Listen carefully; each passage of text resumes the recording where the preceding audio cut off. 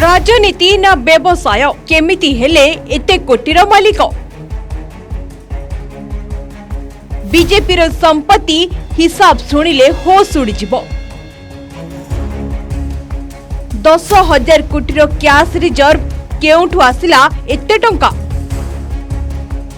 गोटे वर्षरे संपत्ति बढ़िला 200 कोटी केमिति। आकाश पाताल फरक, केउठी बीजेपी केउठी विरोधी। आपण जानते कि भारतर सबुठारु धनी राजनैतिक दल किए। आज आम आपण को जो हिसाब देखाइबू ताहा देखिले आपणकर आखि खुशी होइजिवो। प्रथमे नजर पकांतु क्षमतासीन दलर संपत्ति उपरे। 2024 रे बीजेपी संपत्ति थिला 1300 कोटी, जहाँ मात्र वर्षक भितरे बढ़ी 1500 कोटी टपिछि। आउ कैश रिजर्व गत वर्षर 7,000 कोटी आज सीधा सड़क 10,000 कोटी टंकार पहाड़े परिणत होइछि।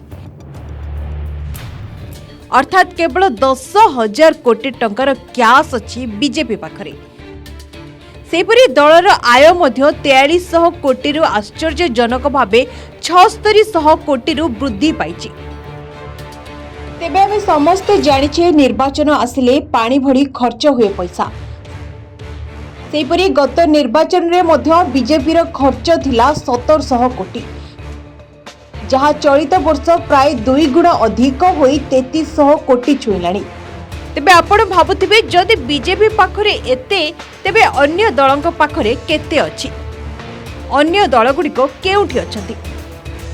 तेबे कैश मामले रे कांग्रेस पाखरे मात्र 248 कोटी थिबा बेले टीएमसी पाखरे 670 कोटी आउ आम आदमी पार्टी पाखरे मात्र 9 कोटी अछि।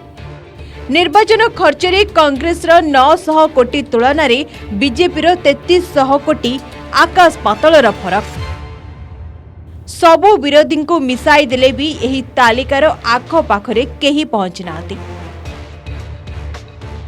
किंतु एबे उठुची सबुठारु बड़ प्रश्न, गोटे राजनैतिक दल कोनोसी व्यवसाय करे नहीं, तेबे एते हजार हजार कोटी टंका आसुची केउठु? तेबे एही चांदा कोन आपण किंबा आमे देउछु? ताहा नुहे, यह आसुची बड़ बड़ कंपनी को ठारू। आउ गोटे कथा मने रखंतु, बिना स्वार्थ रे केही कोटी कोटी टंका दियंते नाही। तेबे एही विपुल अर्थ बदल रे सेमाने कोन आशा करूछंती, यह पछरे प्रकृतर खेल कोन आपण ही विचार करतो। Bureau report, PTV.